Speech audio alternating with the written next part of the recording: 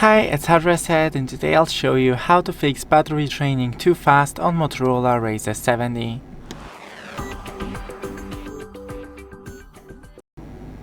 So first, open the settings and find the battery settings.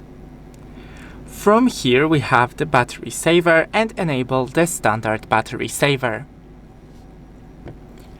Then we have the battery usage and you can see the usage of a battery per certain apps. Then into the display settings, enable the dark theme and lower the brightness or just use the adaptive brightness. Also shorten the screen timeout. Scroll from the top and disable every option you're not currently using, for example a Wi-Fi or a Bluetooth. Thanks for watching, don't forget to leave a like and see you in the next one.